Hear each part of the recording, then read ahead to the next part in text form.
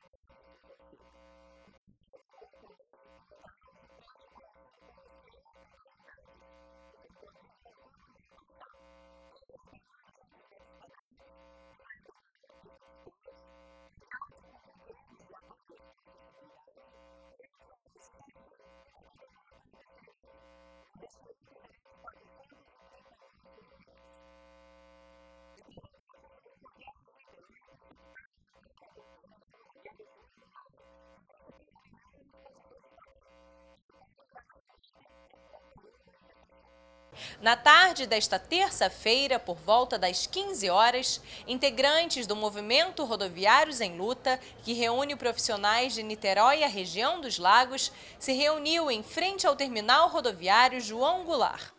Atualmente, a categoria conta com 20 mil funcionários, entre motoristas e cobradores, e uma das principais reivindicações é o fim da dupla função.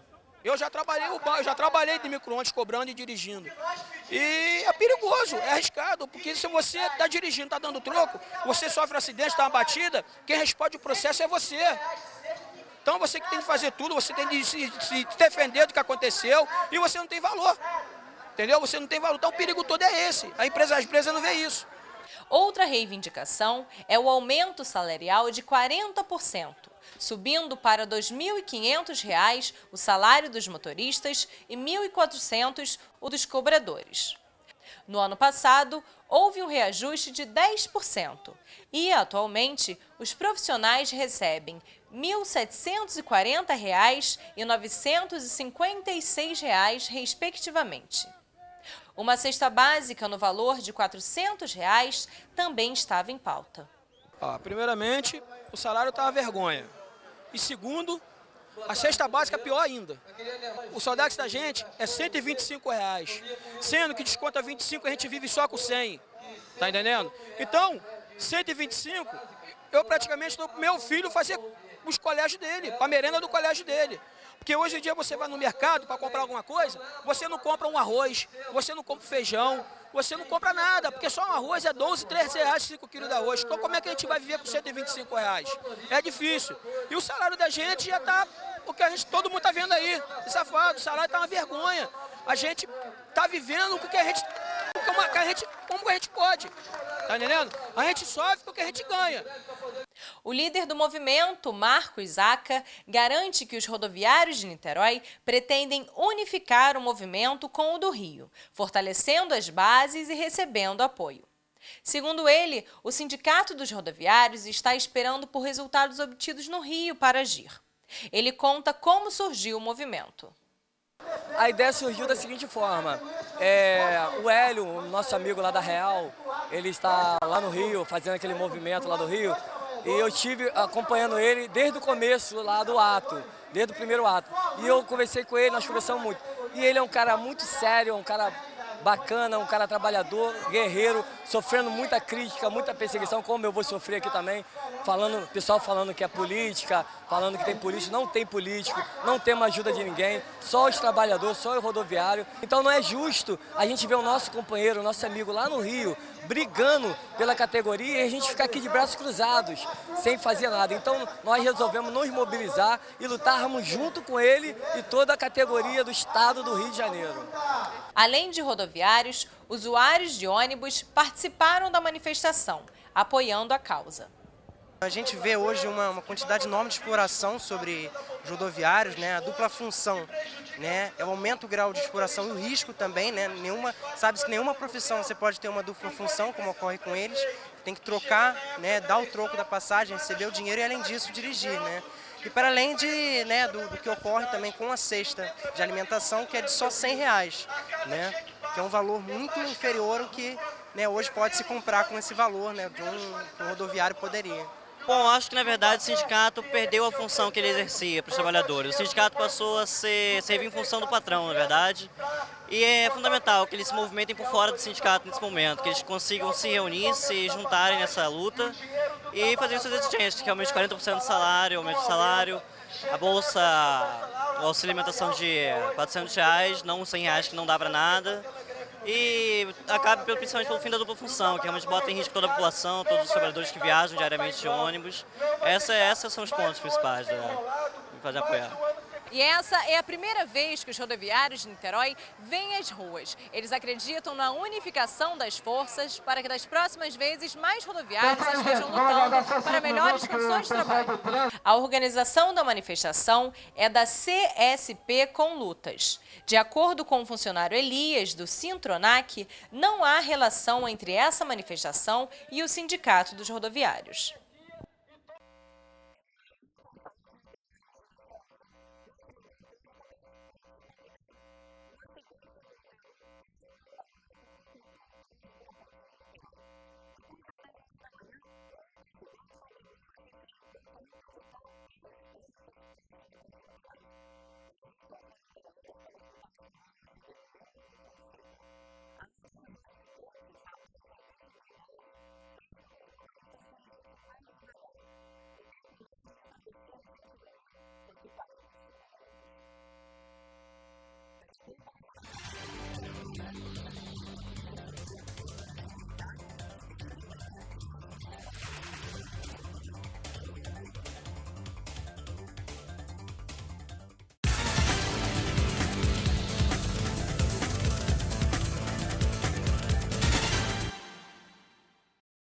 Rádio Mania 90,9. Rádio Mania.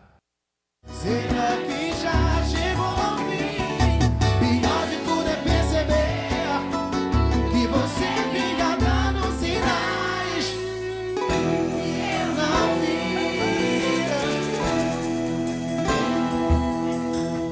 Rádio Mania 90,9. Rádio Mania. Esse é o Chumbo Grosso, você já sabe. Todo sábado, 2 da tarde na Passa Ponte. Eu, Antônio Feijão, espero vocês toda semana com um resumo policial da nossa região. Niterói, São Gonçalo, Itabuna e Maricá, como em nenhum outro lugar. Só aqui no Chumbo Grosso. Chumbo Grosso. A verdade doa quem doer.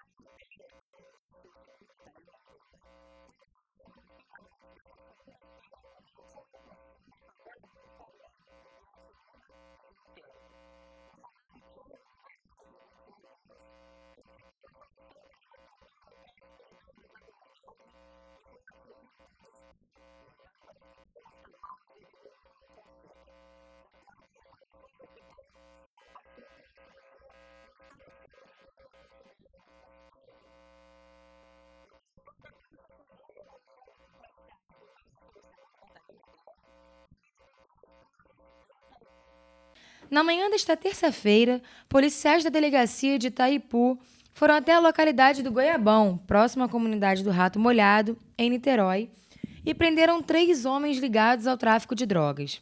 Segundo o comissário Felipe, o mandado de prisão do trio foi expedido pela primeira vara de Niterói. Luiz Carlos Leite, o Bill, foi apontado pela polícia como braço direito do traficante João Coroa, detido em 2012. Além de Bill, mais 2 traficantes com lideranças na hierarquia do tráfico também foram presos.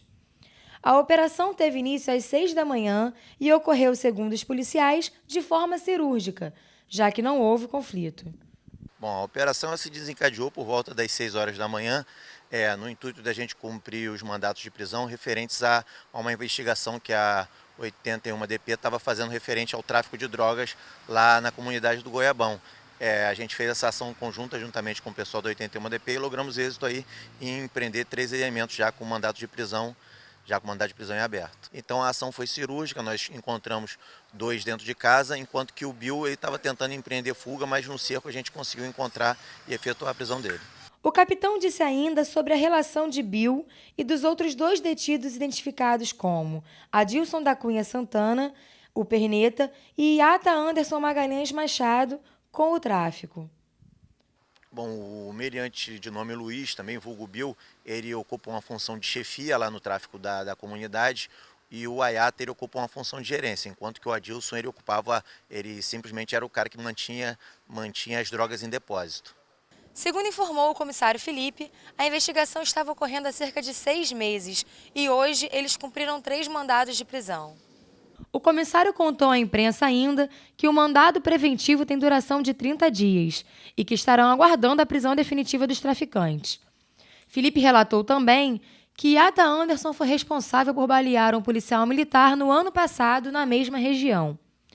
Com ele, ainda foi apreendido 2 trouxinhas de maconha e R$ 725 da venda da droga durante a noite. O inspetor da delegacia de Itaipu afirmou que com as prisões de hoje já sobe para 9 o número de presos ligados ao traficante João Coroa e que mais 5 mandados ainda serão expedidos para completar a operação. A Polícia Civil divulgou à imprensa que serão realizadas também outras operações como a do Goiabão nas outras 8 comunidades da região.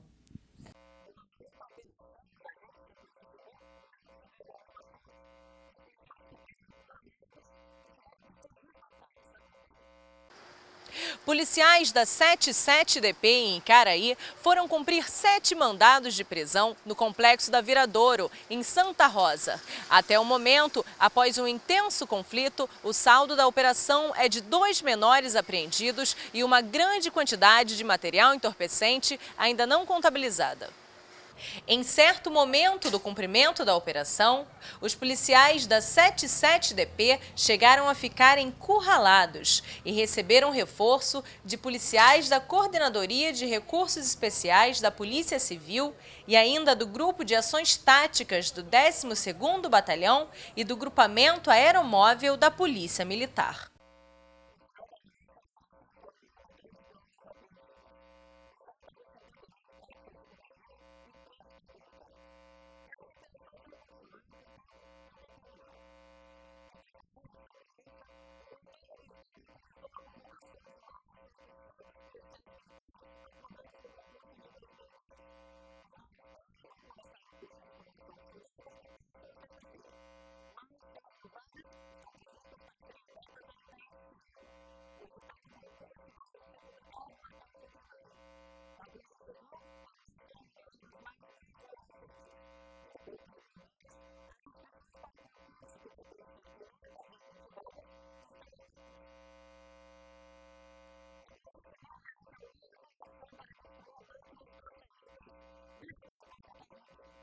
Operação da Polícia Civil com autorização judicial e apoio da Prefeitura de Niterói através da Secretaria de Conservação executou no início da tarde desta terça-feira a destruição de quase 6.000 máquinas caça-níqueis. O material só pôde ser destruído após a autorização da Justiça. Segundo informou Daniel Bandeira, as máquinas eram guardadas no Rio de Janeiro e desde o meado do ano de 2013 foram trazidas para a garagem da Polícia Civil em Niterói. Essas máquinas que estavam depositadas aqui são fruto de diversas operações ao longo de 3 anos aí de operações da Polícia Civil, de repressão a caça-níqueis, né? A investigação, ela não para. Você tem a repressão na ponta, né? Onde você identifica e estoura bingos e apreende as máquinas, como também existem investigações buscando identificar a parte de cima, né? O controle dessa máfia do jogo. De acordo com Daniel Bandeira, diretor da 4ª DPA, serão necessários de 10 a 15 caminhões para levar o material destruído até o lixão.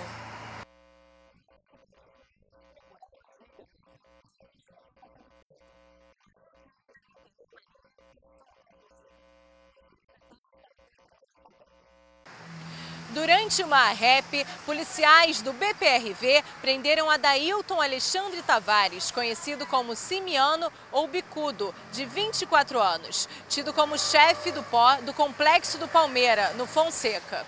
Ele foi preso na descida da caixa d'água, acompanhado de uma adolescente de 15 anos. Segundo policiais, com ele foram apreendidos uma pistola calibre 40, 11 munições, 4 aparelhos de celular, um relógio, um carregador e R$ 122 em espécie. Ele já tinha 3 mandados de prisão por homicídio, tortura e tráfico de drogas. Eu sou Vanessa Vertem para o Passaponte Notícias.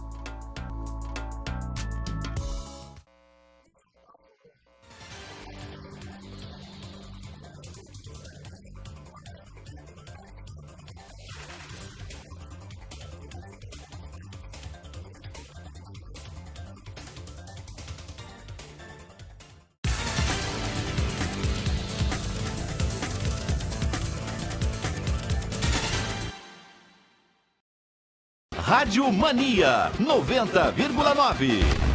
Rádio Mania. Sinto o som que vem do chão, sacudindo os sentidos. Vem comigo, atenção, deixa a onda te levar. Na pista, na rua, no ar, deixa a música dizer. Rádio Mania 90,9. Rádio Mania. Oi, gente, eu sou Antônio Feijó. Todo sábado, 2 da tarde, eu espero vocês aqui. Chumbo Grosso, esse é o programa policial da nossa região. Você, meu amigo, Niterói, São Gonçalo, Itaboraí e Maricá, é aqui, como em nenhum outro lugar. Chumbo Grosso, eu, Antônio Feijó, todo sábado conto tudo pra vocês. Espero vocês, tá legal? Até lá! Niterói, São Gonçalo, Itaboraí, Maricá, como em nenhum outro lugar.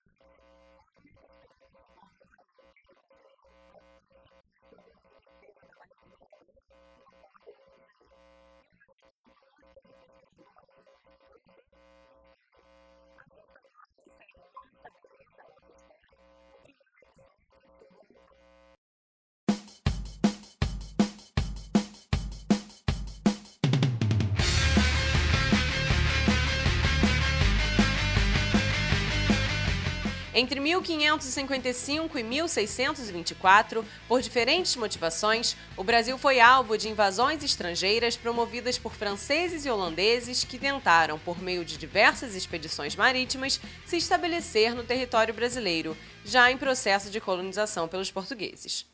Navegadores franceses conheciam o litoral brasileiro e aqui já haviam criado várias feitorias para contrabandear o pau-brasil. Em 1555, no entanto, a França estava atravessando um período de conflito religioso envolvendo católicos e protestantes. Liderados por Nicolau Durand Villegaillon, os protestantes buscaram refúgio no Brasil e planejaram, então, se fixar permanentemente na Baía de Guanabara, um ponto do litoral brasileiro que os portugueses ainda não tinham povoado. Villegaillon montou 2 canhões alcançando com fogo os fortes de Copacabana, Tamandaré da Laje, São João da Barra e Imbuí. Estava instalada a fortificação que seria dominada em 1567 pelo governador-geral Mendes Sá.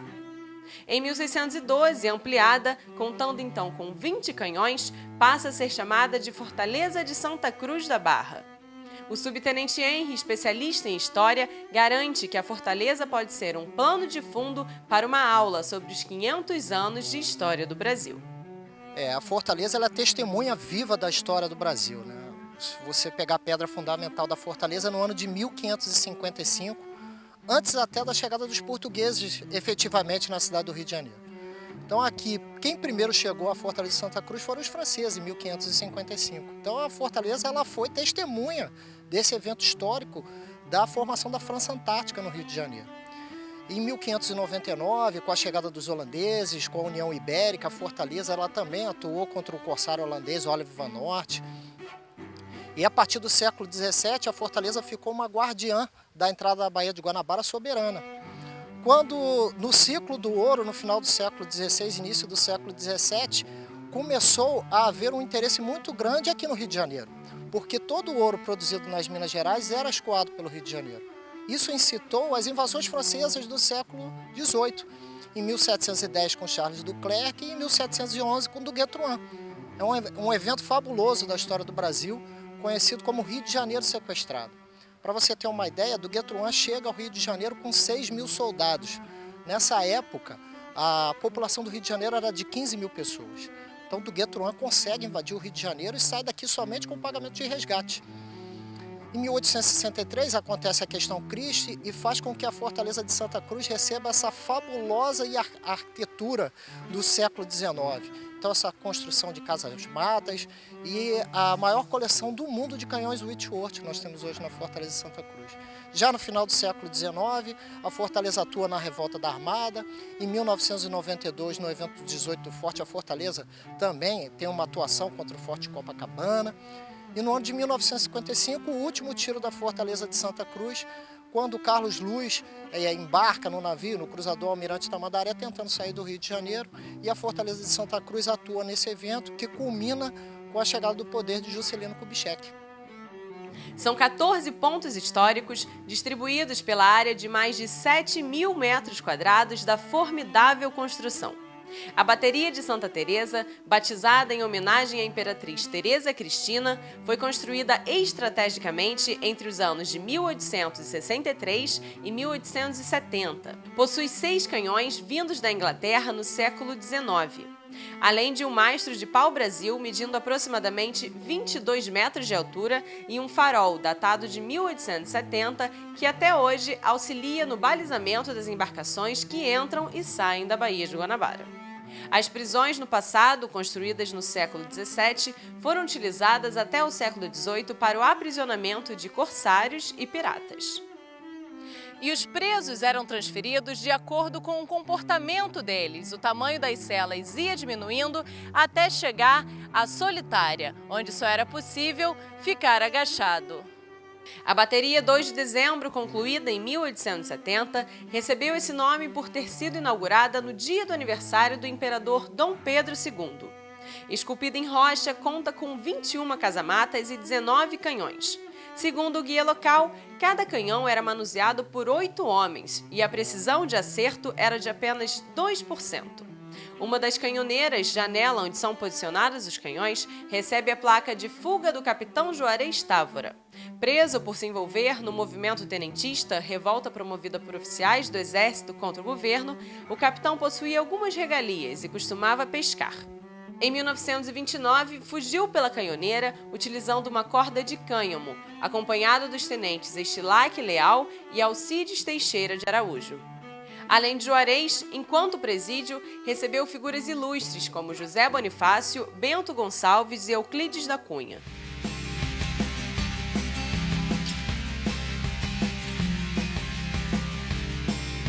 E o nosso passeio não acaba por aqui. No próximo episódio do Nossa Beleza, Nossa História, conheceremos outros pontos da Fortaleza, como o Ponto Extremo, que abriga uma vista de tirar o fôlego.